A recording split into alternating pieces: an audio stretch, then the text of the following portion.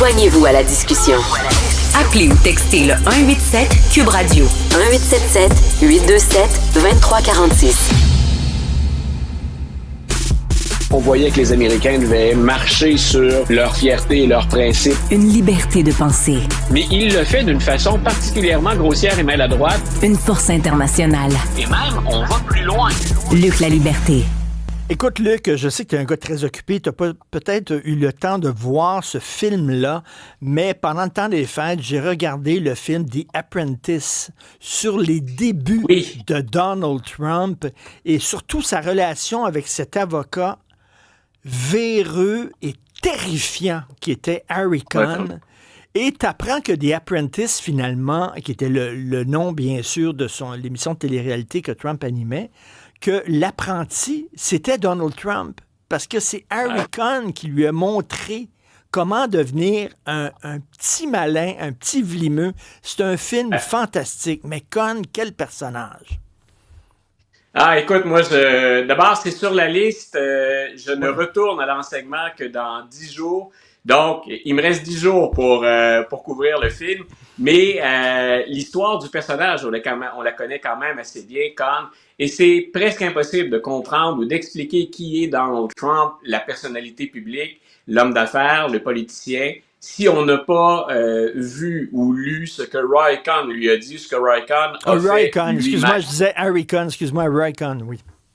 Donc voilà, Roy Cohn, donc c'est un personnage, c'est plus grand que nature, c'est un personnage qui est plein de paradoxes, de contradictions, et si on veut savoir quelles sont les faiblesses d'un système, ça peut paraître paradoxal de le dire comme ça, mais ça nous prend un Roy Cohn. C'est le gars qui va tester, s'il existe des limites, c'est pour des gens comme Roy Cohn, parce qu'il va les tester continuellement.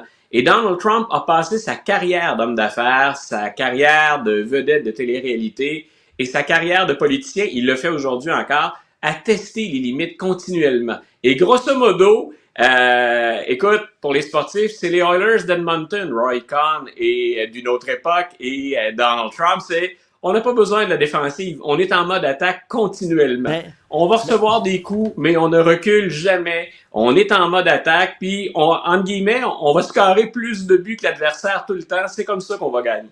Écoute, dans une scène clé de ce film-là qui est formidable, Roy Cohn lui dit « T'as 3 leçons à apprendre, mon petit Donald Trump, parce que Donald Trump était jeune. » Il dit « La vie, c'est attaque, attaque, attaque.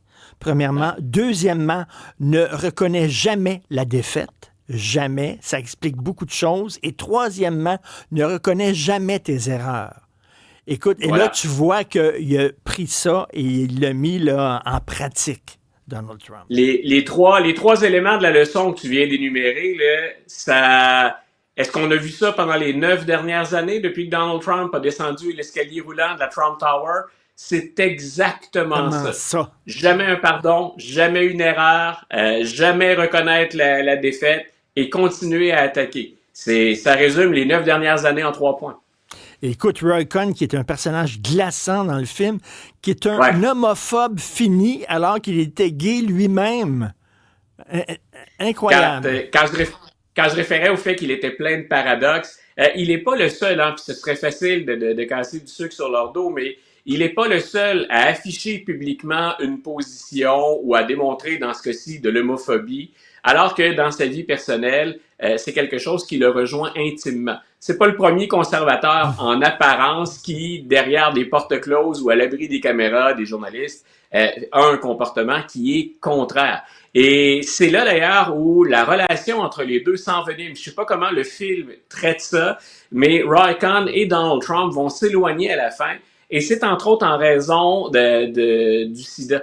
Donc, Donald Trump, semble-t-il, qui a une crainte de tout ce qui est germes, virus et infections, s'est éloigné de Roy Cohn. Et ce qui l'a inquiété d'abord et avant tout, quand il a appris le diagnostic de son mentor, c'était « Est-ce que je peux l'attraper? » Et à l'époque, il avait fallu le rassurer pour dire « Non, écoutez, ça saute pas d'un individu à un autre comme ça, là, c'est pas un rhume. » Donc, mais ça s'est gâché à partir de ce moment-là. Luc, je te le dis, là, tu vas avoir les orteils en éventail en regardant ce film-là. Je veux des photos, d'ailleurs.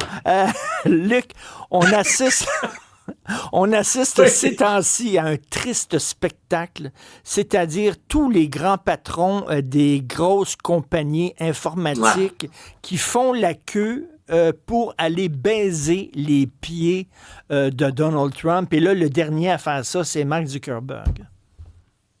Écoute, on met fin à la vérification des faits. Je te le donne en mille. Ce qu'évoque Zuckerberg pour dire on ne fera plus de vérification des faits, ben figure-toi que les vérificateurs de faits sont biaisés. Donc, et les médias, nous avons collaboré à ça. Quand on prend une déclaration de Donald Trump, quand on prend une déclaration d'un conservateur qui est fausse, qu'on l'expose et que preuve à l'appui, on dit que c'est pas bon, il semble qu'on soit biaisé. Vivre dans la réalité, ce serait un biais, semble-t-il. Moi, je suis inquiet parce que, un, j'interviens dans les médias, et deux, je sévis encore dans les classes à Québec. Ce sont deux choses qui m'inquiètent énormément, la qualité des sources d'information qu'on utilise. Je suis plus concentré sur ce que font des jeunes adultes, 17, 18, 20 ans. Je suis plus préoccupé par ça dans mon quotidien. Mais pour l'ensemble de l'information, pour des gens qui vont moins maintenant sur les sites de médias traditionnels, pour aller vers, entre autres, les réseaux sociaux, c'est catastrophique. On n'a pas idée des ravages et des dommages. C'est pas tout le monde qui est capable de faire ou qui a le temps de faire la vérification des faits. Et très souvent, on part avec une information. Écoute, j'ai donné des cours la session dernière. Dans un sens improvisé, je partais avec des étudiants en disant « Trouvez-moi sur TikTok des sujets qui ont rapport avec un cours d'histoire. » Et j'ai débattu ce qu'ils trouvaient sur TikTok au fur et à mesure. Je peux pas faire une session complète en jouant avec ça. Il y a un autre contenu, il y a un plan de cours à respecter, mais c'était pour leur montrer la limite des outils qu'ils utilisent si on ne fait pas de contre-vérification. Oui, mais en même temps, Luc, je te comprends, mais en même temps, je peux comprendre Zuckerberg, qui dit, quand il dit les vérificateurs sont biaisés, non, c'est pas ça. C'est que finalement, concrètement, c'est impossible de vérifier tout ce qui s'écrit, tout ce qui se publie tous les jours sur Facebook. C'est des gonzillards de messages par minute. Comment tu veux que des gens puissent vérifier chaque affaire? C'est impossible. Voilà. Pourtant, Facebook se permet d'intervenir dans plein de choses. Hein. Ton compte a déjà été verrouillé. Le mien a déjà été verrouillé pour avoir parlé de cinéma. J'ai jamais su ce que j'avais fait. J'avais relayé une nouvelle, des anecdotes historiques sur un film.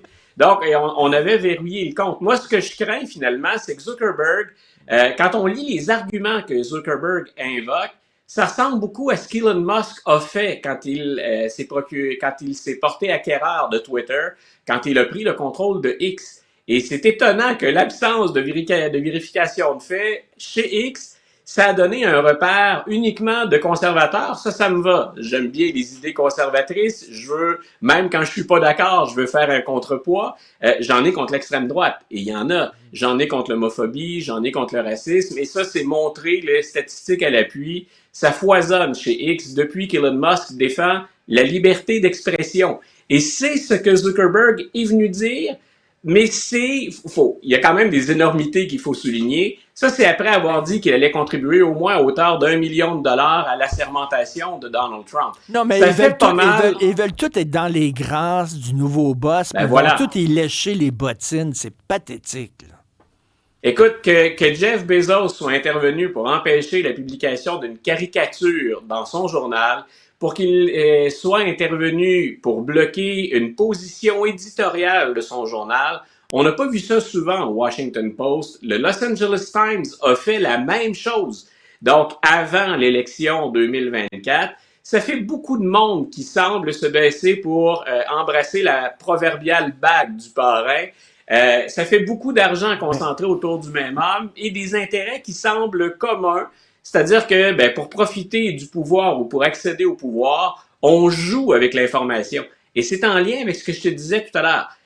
Enlever des vérificateurs de faits, si on invoque simplement le fait que c'est un fardeau épouvantable et qu'on n'est pas capable d'y arriver, je vais réfléchir à la chose. Quand on met ça dans l'ensemble des gestes que pose Zuckerberg ou des gens qui ont un poids énorme dans l'information et qui se collent à Donald Trump, là, j'ai autre chose. Spectacle pathétique. Merci, Luc. On se reparle demain, Luc La Liberté. Merci beaucoup. Une bonne soirée, bye.